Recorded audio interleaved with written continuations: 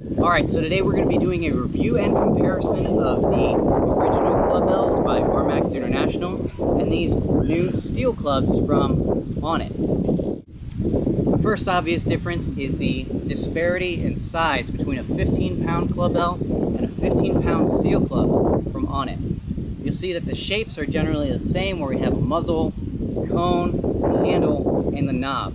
Here there's a much larger knob on the Onnit club than the Clubbell. We'll hit that in a second. Alright, let's talk about these different size knobs. In the Clubbell, you've got this hard plastic knob here with a slight curviness to it, which helps secure your grip against the Clubbell, and the small diameter of this knob makes it easier to keep your wrist in line when you're at full extension, in contrast with this smooth metal knob here on the steel club.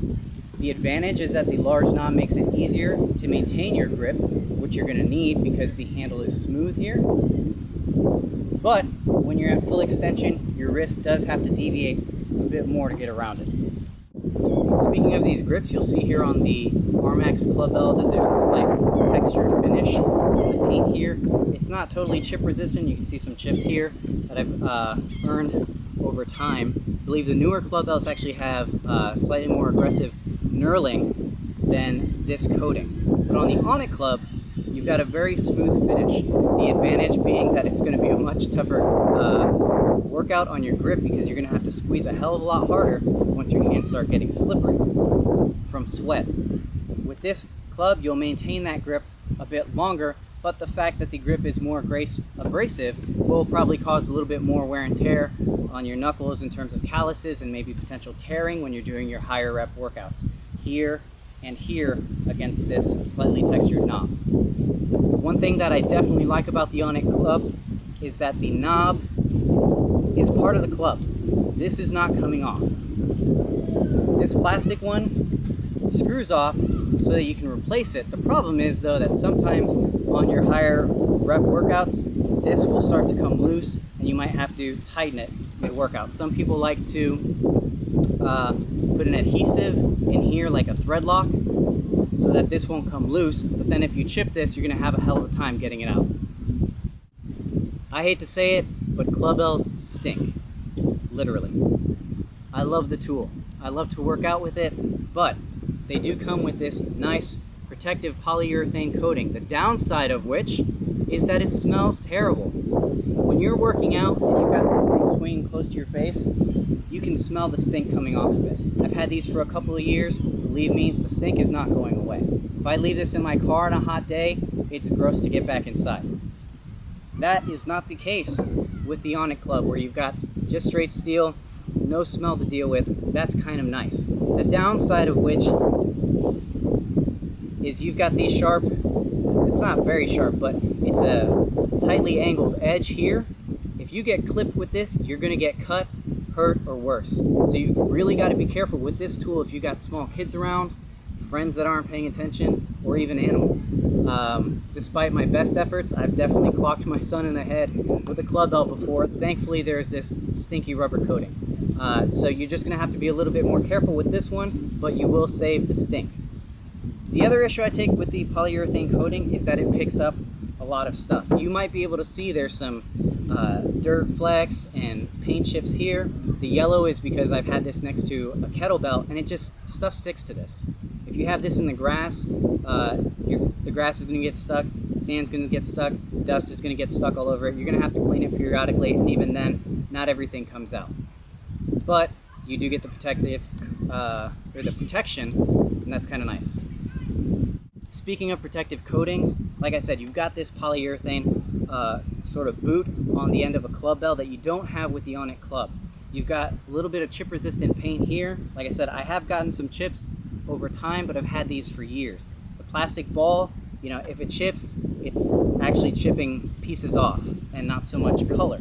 These Onnit clubs are pretty new, and they've only traveled in my book bag.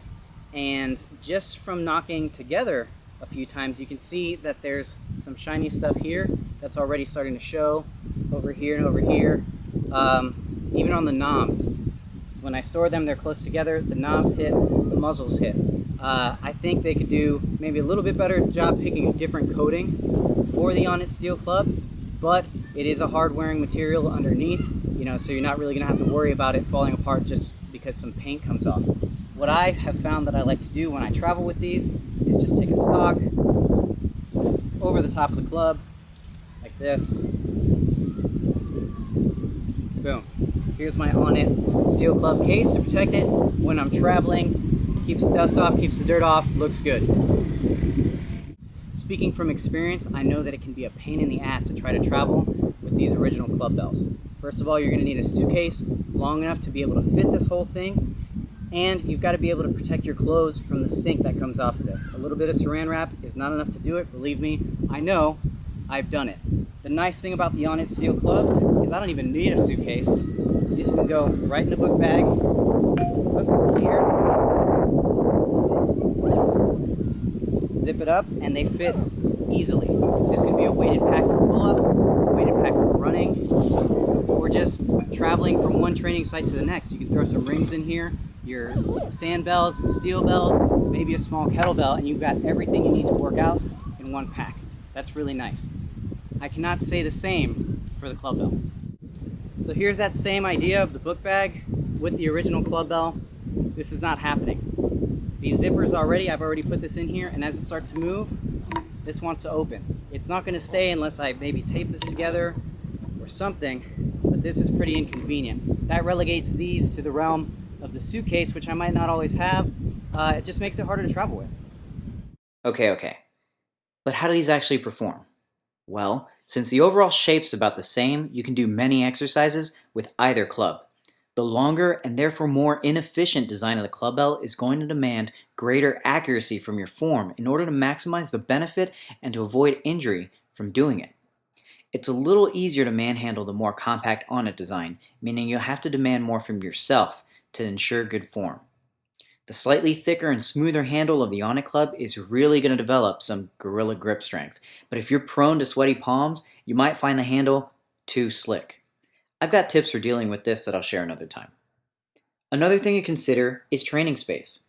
If you train somewhere with low ceilings, a lot of Clubbell exercises just aren't suitable. Onnit clubs help eliminate the need for tall spaces. The shorter Onnit club also opens up another world of possibilities that simply can't be explored with the longer Clubbell. Sometimes, the length of a Clubbell can make even standard exercises problematic for shorter individuals. So who wins? Honestly, I like them both for different reasons. They're both fantastic tools and both have some room for improvement. Look, I care more about quality than cost, so I'm mentioning this last. But if price is a factor, it's worth mentioning that you can get a steel club from Onnit for about half the price of a Clubbell. I won't be throwing my Clubbells away anytime soon, but I have a feeling that my Onnit clubs are going to see a lot of use in the near future at home, and especially on the road. If you've got questions or comments about either product, post a comment below or find us on Facebook and Twitter. And if you want to see more of my clubs, or if you start to miss my voice, click subscribe.